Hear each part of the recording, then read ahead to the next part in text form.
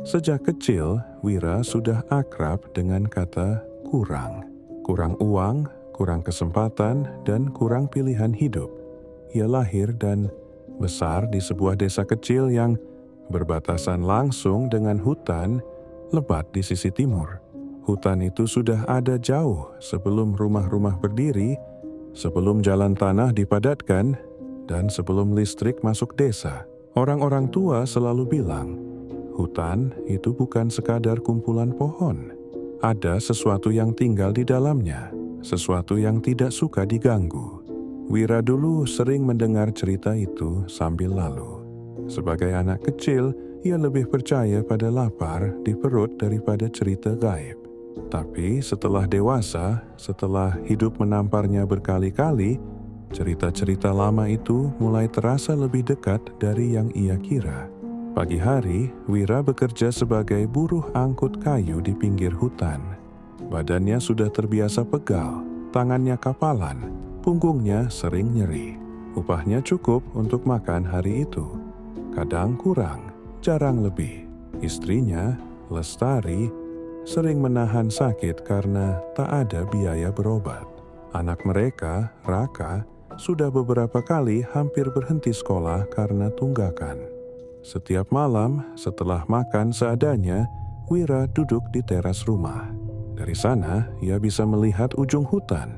Saat malam turun, hutan itu berubah jadi hitam pekat, seolah menelan cahaya. Angin yang datang dari arah sana selalu terasa lebih dingin, lebih berat. Suatu malam, hujan turun pelan. Tidak deras, tapi cukup untuk membuat tanah becek dan udara lembab. Lestari sudah tidur lebih dulu karena tubuhnya lemah. Raka juga sudah terlelap. Wira masih duduk di teras, menatap kosong sambil menghitung sisa uang di kantongnya. Tidak cukup untuk besok, bahkan untuk beras pun kurang. Di tengah suara hujan, ia mendengar langkah kaki mendekat. Pelan, tapi jelas. Wira mengangkat kepala. Seorang pria tua berdiri di depan pagar bambu rumahnya. Pakaiannya lusuh, warnanya seperti pernah hitam tapi sudah pudar. Rambutnya panjang, sebagian memutih. Matanya tajam, terlalu tajam untuk ukuran orang seusianya. "Boleh saya berteduh sebentar?" tanyanya. Suara pria itu berat dan datar. Wira ragu sejenak, tapi hujan makin rapat. Ia mengangguk dan mempersilakan masuk ke teras. Pria tua itu duduk perlahan, seolah sendi-sendinya berat. Ia menatap Wira lama, membuat Wira tidak nyaman. Ada rasa seperti sedang ditelanjangi, bukan secara fisik, tapi batin. "Hidupmu berat," kata pria itu tiba-tiba. Wira tersenyum pahit. "Semua orang juga begitu, Pak." Pria tua itu menggeleng pelan. Tidak semua orang sampai ingin menukar apa saja demi keluar dari hidupnya. Kalimat itu membuat dada Wira menghangat sekaligus dingin. "Maksud Bapak?" Pria itu tidak langsung menjawab. Ia mengeluarkan rokok linting dari saku bajunya, menyalakannya tanpa korek, hanya dengan mengusap jari-jarinya. Api kecil muncul seolah begitu saja. Wira terbelalak. Tapi hujan dan gelap membuatnya ragu pada penglihatannya sendiri. "Kamu sudah sampai di batas," lanjut pria itu. "Kalau tidak sekarang, kamu akan hancur pelan-pelan." Wira menelan ludah. "Kalau Bapak mau minta tolong, saya juga nggak punya apa-apa." Pria itu tertawa kecil. "Justru karena itu aku datang. Aku tahu jalan pintas." Kata jalan pintas membuat jantung Wira berdegup lebih cepat. Ia sudah sering mendengar istilah itu, biasanya diakhiri dengan bisik-bisik dan tatapan takut. "Kamu pernah dengar nama Buta Ijo?" tanya pria itu. Tubuh Wira menegang. Nama itu seperti palu yang menghantam kepalanya. Ia teringat suara ibunya dulu, melarang keras main ke hutan. Terbayang cerita orang-orang hilang, usaha mendadak kaya lalu berakhir tragis. "Itu cuma cerita orang tua," kata Wira cepat, seolah meyakinkan dirinya sendiri. Pria itu tersenyum tipis. Cerita biasanya lahir dari sesuatu yang nyata. Hujan semakin deras, suasana terasa menekan. Pria tua itu berdiri, menepuk-nepuk celananya. "Aku tidak memaksa, Tapi ingat, saat kamu sudah benar-benar kehabisan jalan, hutan itu masih ada. Ia menyebut satu tempat, pohon batu di tengah hutan, dan satu waktu malam Jumat Kliwon. Setelah itu, ia pergi begitu saja, meninggalkan bau tanah basah yang aneh di teras. Malam itu, Wira tidak bisa tidur. Kata-kata pria tua itu berputar-putar di kepalanya. Ia memandang wajah Lestari yang pucat saat tidur. Napasnya pendek-pendek. Ia mendengar batuk kecil Raka dari kamar sebelah. Semua itu terasa seperti tekanan yang menindih dadanya. Hari-hari berikutnya berjalan lebih buruk. Mandor tempat Wira bekerja bilang proyek dihentikan sementara. Upah tertunda. Penagih utang datang lagi, kali ini dengan suara lebih keras. Lestari pingsan saat mencoba bangun pagi. Wira menggendongnya ke puskesmas, tapi tetap butuh biaya lanjutan. Pada titik itu, rasa takut kalah oleh putus asa. Malam Jumat Kliwon pun datang. Hujan turun lagi, sama seperti malam saat pria tua itu datang.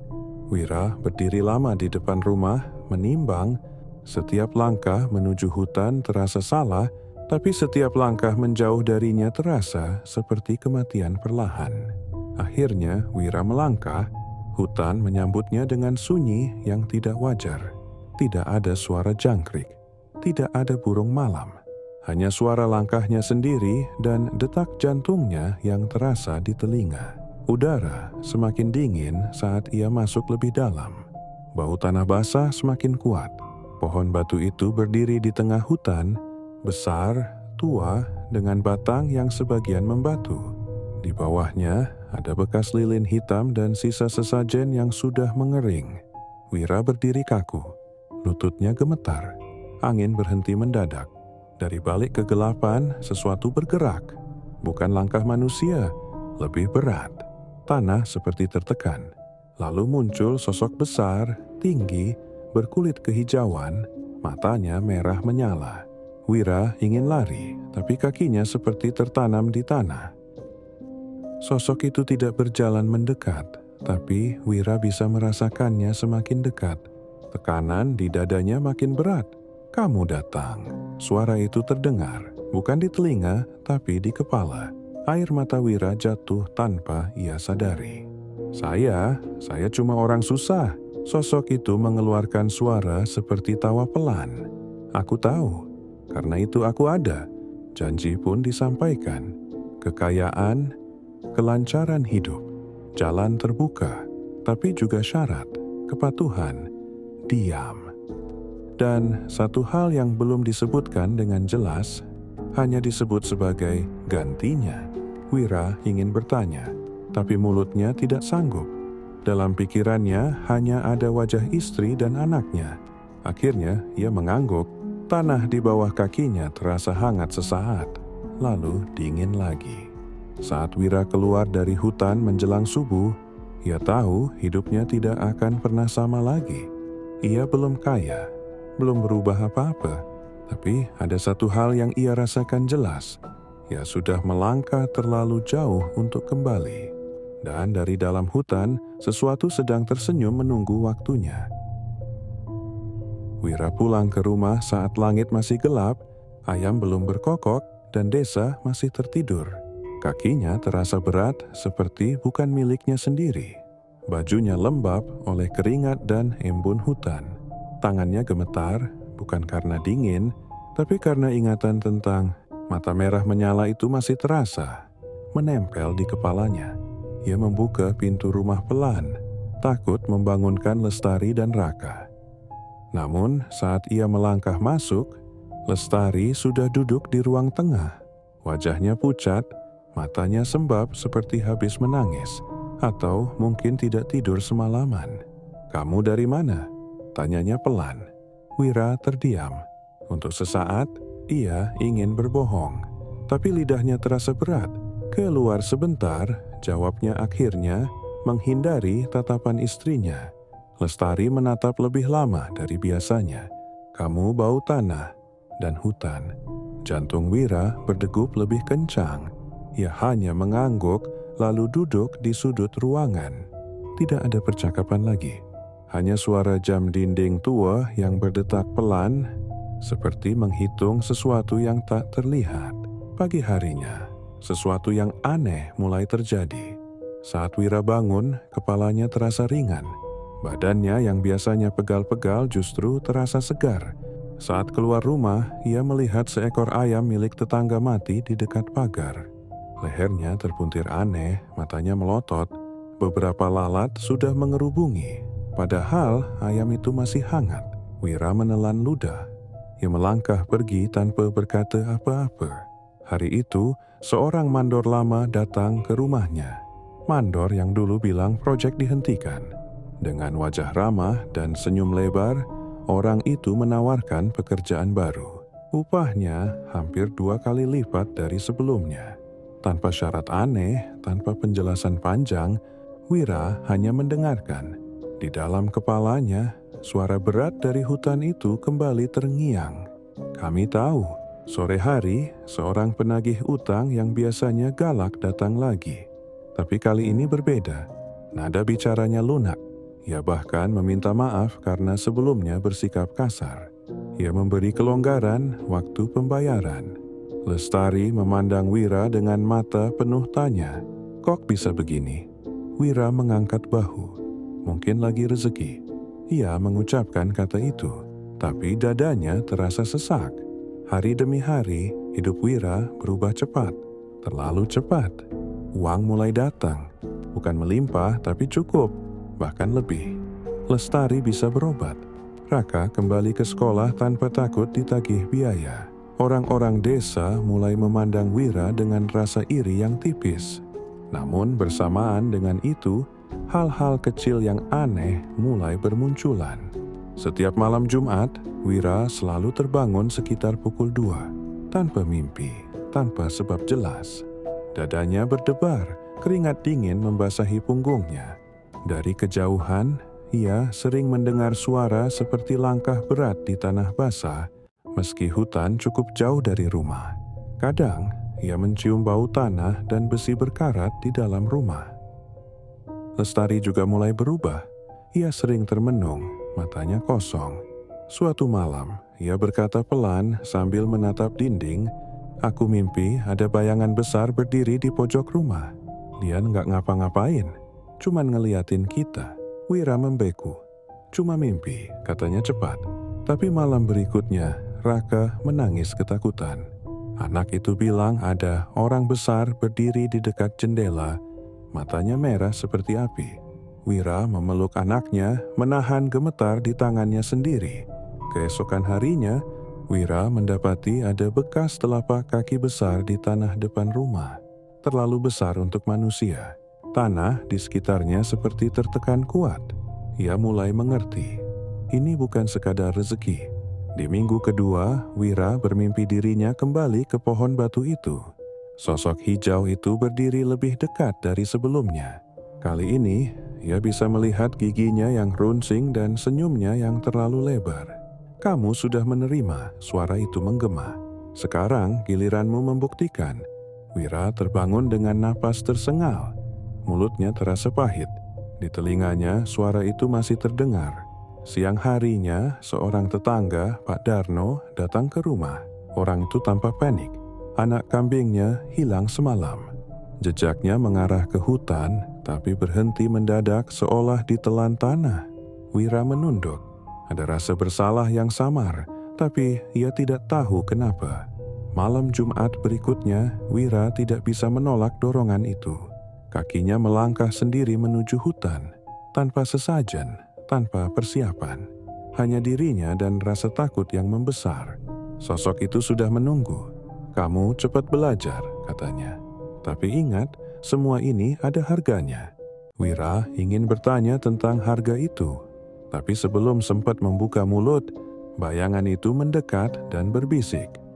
"Belum sekarang, tapi sebentar lagi." Saat Wira pulang, hujan turun deras. Ia berdiri di teras, menatap rumahnya sendiri.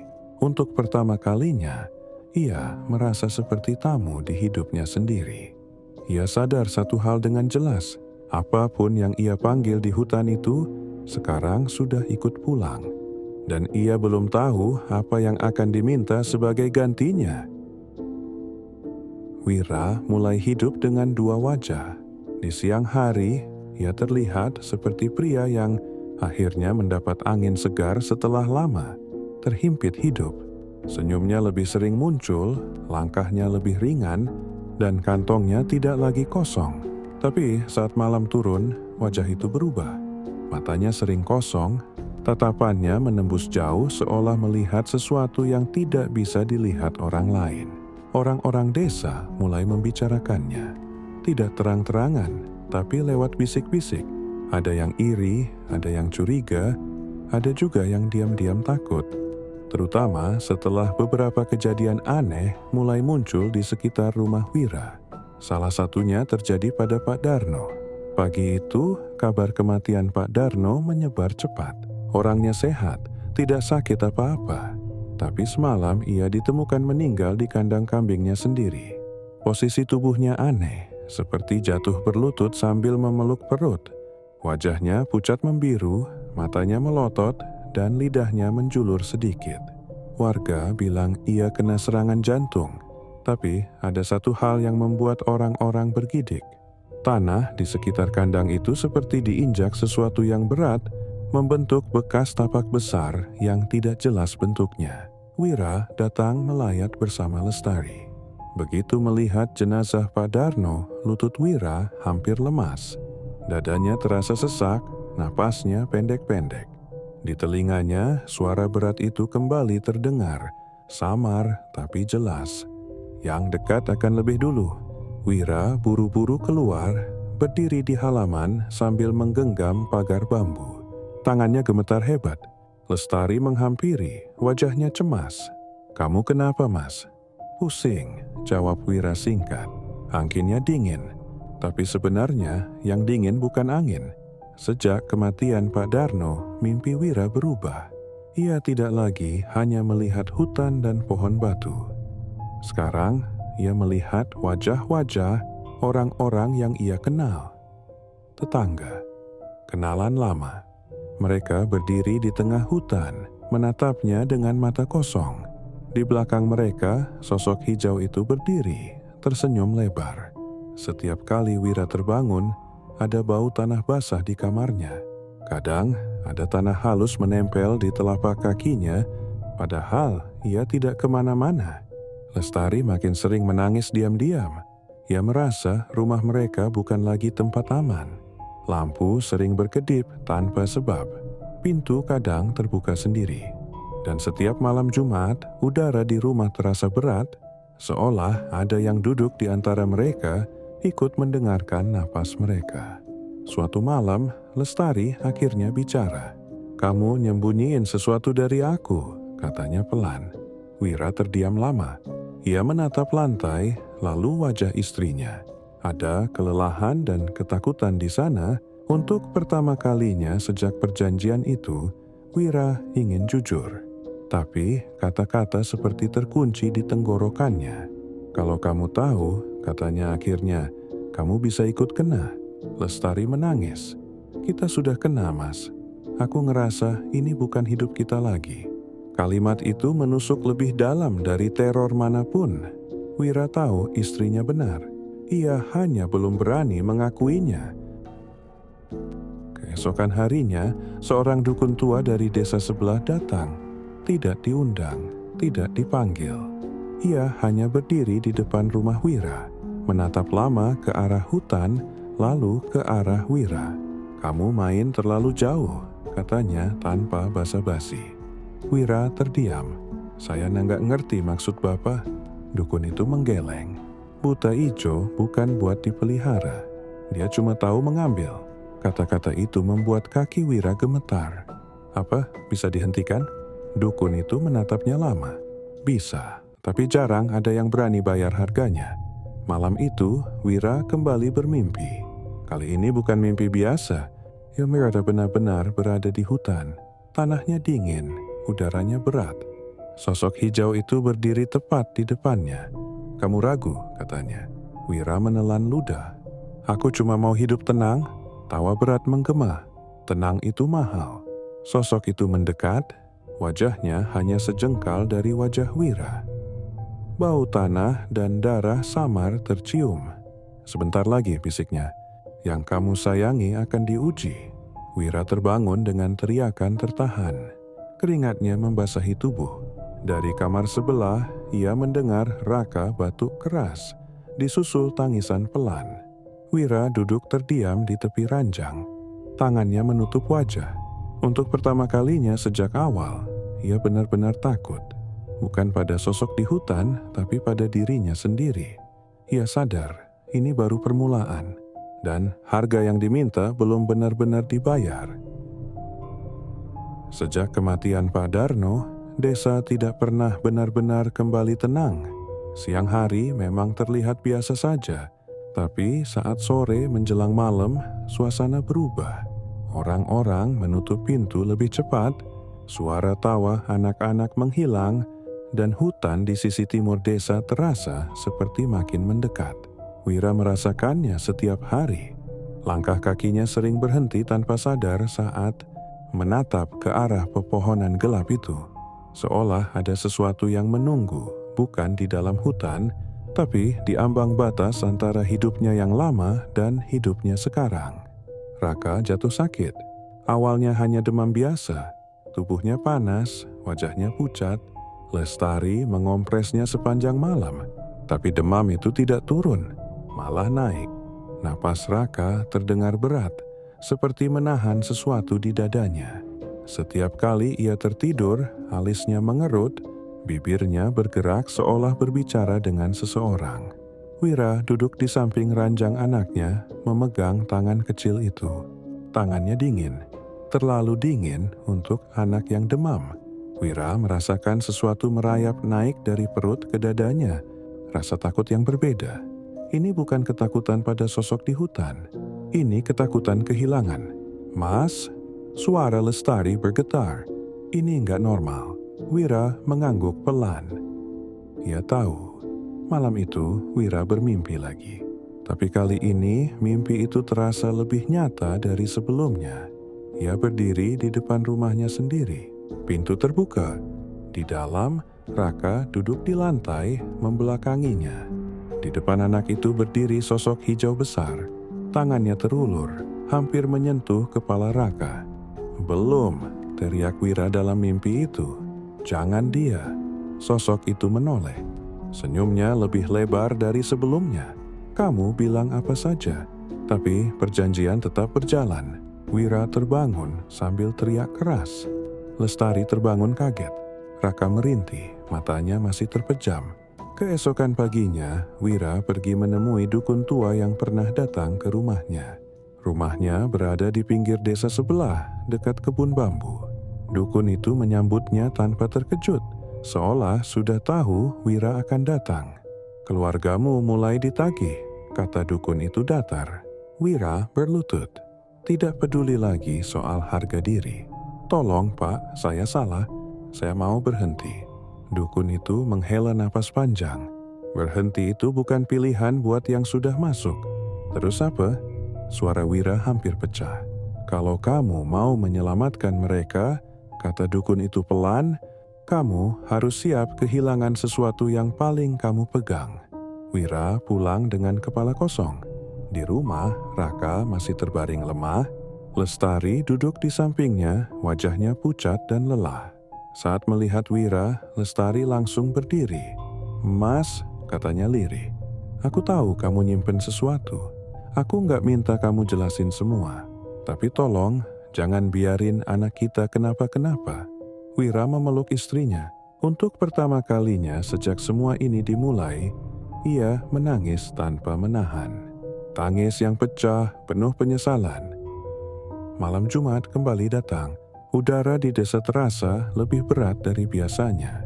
Angin tidak bergerak, suara binatang menghilang. Wira tahu ia dipanggil. Ia keluar rumah tanpa pamit panjang. Lestari hanya menatapnya dengan mata merah, seolah sudah tahu kemana Wira akan pergi. Tidak ada kata, tidak ada pelukan, hanya tatapan penuh takut dan harap yang bercampur. Di hutan, pohon batu itu tampak lebih besar, lebih gelap. Tanah di sekitarnya seperti basah oleh sesuatu yang bukan hujan. Sosok itu muncul perlahan. "Kamu terlambat," katanya. Wira berdiri tegak meski seluruh tubuhnya gemetar. "Ambil saya," katanya. "Jangan keluarga saya." Tawa berat bergema. "Kamu kira kamu cukup?"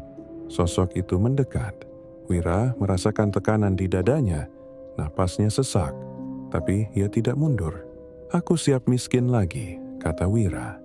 "Aku siap kehilangan semua yang aku dapat. Tapi jangan mereka." Sosok itu terdiam lama. Untuk sesaat, hutan terasa sunyi total. "Kamu akan diuji," katanya akhirnya. "Kalau kamu gagal, kamu tahu akibatnya." Saat Wira pulang, langit mulai terang. Raka masih hidup. Demamnya sedikit turun. Tapi Wira tahu, ini bukan akhir. Ini hanya jeda. Keadaan di rumah Wira semakin tidak wajar. Bukan hanya karena suara-suara aneh atau hawa dingin yang tiba-tiba muncul, tapi karena rasa takut yang kini tinggal menetap. Tak lagi datang dan pergi. Ia seperti penghuni baru yang duduk diam di sudut rumah, ikut makan, ikut tidur, ikut bernapas bersama mereka. Lestari jatuh sakit lagi. Kali ini bukan sakit biasa. Tubuhnya panas tinggi, tapi dokter tidak menemukan penyebab yang jelas. Obat diminum, infus dipasang, tapi keadaannya tidak banyak berubah. Setiap malam, Lestari mengigau. Bibirnya bergerak pelan, menyebut kata-kata yang tidak dimengerti Wira. Kadang terdengar seperti nama orang, kadang seperti bisikan marah. Wira duduk di samping ranjang, memegang tangan istrinya yang dingin. Dalam diam, ia menyadari sesuatu yang membuat dadanya sesak. Setiap kali ia mencoba berdoa, kata-katanya terasa kosong. Seolah ada sesuatu yang menutup jalannya. Raka juga mulai berubah. Anak itu jadi pendiam, tidak lagi bermain di luar. Ia sering duduk di sudut rumah, menatap kosong ke arah pintu. Suatu sore, Wira melihat Raka berbicara sendiri. Saat ditanya, anak itu hanya berkata pelan, "Ada yang nyuruh aku diam." Kalimat itu membuat darah Wira serasa berhenti mengalir. Malam itu, mimpi Wira berubah menjadi lebih nyata dari sebelumnya. Ya, kembali ke hutan, tapi kali ini bukan hanya berdiri. Ia berjalan mengikuti sosok hijau itu. Langkahnya berat, tapi kakinya tidak bisa berhenti. Di sepanjang jalan, ia melihat bayangan-bayangan orang yang dikenalnya. Mereka berdiri diam, menunduk, seolah menunggu giliran. Sosok itu berhenti dan menoleh ke Wira. "Kamu sudah menikmati bagianku," katanya. "Sekarang giliranku menikmati milikmu." Wira terbangun sambil tercekik. Napasnya pendek, tenggorokannya terasa perih. Dari ruang tengah, ia mendengar suara pintu terbuka pelan. Wira bangkit dan melihat Raka berdiri di depan pintu rumah, matanya kosong, kakinya melangkah pelan ke arah luar. Hujan rintik turun dan arah langkah anak itu mengarah ke hutan. "Raka!" teriak Wira sambil berlari. Anak itu berhenti, menoleh sebentar. Tatapannya bukan tatapan anak kecil. Datar. Kosong. Seperti bukan dirinya. "Ada yang manggil," katanya pelan. Wira memeluk Raka erat, tubuhnya gemetar hebat. Untuk pertama kalinya, ia menangis keras. Bukan karena takut mati, tapi karena takut kehilangan. Keesokan paginya, Wira mencari dukun tua yang pernah datang ke rumahnya. Ia menemukan orang itu di gubuk kecil dekat sawah. Tanpa banyak bicara, Wira berlutut. "Tolong saya," katanya lirih. "Ambil apapun, asal jangan keluarga saya." Dukun itu menatap lama, wajahnya berat. "Kamu sudah salah langkah dari awal," katanya. Makhluk itu tidak pernah puas. "Tapi masih ada satu jalan." "Apa?" tanya Wira cepat. "Kamu harus kembali ke hutan," jawabnya. "Bukan untuk minta, tapi untuk mengembalikan. Tapi ingat, yang diminta sebagai ganti biasanya bukan uang." Wira mengangguk tanpa ragu. Dalam hatinya, ia sudah membuat keputusan. Apapun yang terjadi, ia tidak akan membiarkan keluarganya diambil. Malam itu, Wira meninggalkan rumah setelah memastikan Lestari tertidur dan Raka berada di sampingnya. Ia berjalan menuju hutan dengan langkah mantap, meski jantungnya berdegup kencang. Hujan turun lagi, seperti malam pertama ia datang. Di bawah pohon batu, sosok itu sudah menunggu. Senyumnya lebih lebar, matanya lebih menyala. "Kamu akhirnya paham," katanya. Wira menatap lurus. "Ambil saya, jangan mereka." Hutan terdiam, angin berhenti. Untuk pertama kalinya, sosok itu tidak langsung tertawa. "Kamu tahu artinya itu?" tanyanya. Wira mengangguk. "Saya tahu." Sosok itu mendekat, sangat dekat, hingga Wira bisa mencium bau tanah dan besi. "Kalau begitu," katanya pelan, "bersiaplah." Tanah di bawah kaki Wira mulai bergetar. Dan di kejauhan, suara tangisan pelan terdengar, entah dari mana. Wira duduk sendirian di ruang tengah, lampu minyak menyala redup. Lestari dan Raka sudah tertidur. Tapi napas mereka tidak tenang. Seolah rumah itu sendiri sedang menahan sesuatu. Sejak kejadian terakhir, Wira tahu waktunya hampir habis. Tidak ada lagi mimpi. Tidak ada lagi bisikan samar. Sekarang suara itu datang saat ia terjaga, jelas, dekat. Seolah berdiri tepat di belakangnya. "Kamu sudah menikmati bagiannya." Suara itu terdengar pelan tapi menekan. "Sekarang giliranku." Wira memejamkan mata. Tangannya mengepal. "Aku sudah cukup," katanya lirih. "Ambil saja semua yang kamu beri. Jangan mereka." Hening, lalu tawa berat itu terdengar lagi. Bukan tawa keras, tapi tawa yang membuat dada sesak. "Kesepakatan tidak mengenal cukup," jawabnya. "Yang dekat selalu lebih dulu." Lampu minyak bergoyang sendiri. Angin dingin masuk dari celah pintu. Wira berdiri tergesa dan menutup pintu rapat-rapat. Di saat itu, ia melihat sesuatu yang membuat darahnya berhenti mengalir. Di lantai rumah muncul bekas telapak kaki besar, basah, mengarah ke kamar Raka. Wira berlari. Jantungnya hampir pecah. Ia membuka pintu kamar anaknya. Raka terbaring pucat, matanya terpejam, napasnya sangat pelan. Lestari menangis di samping ranjang, menggenggam tangan anak mereka.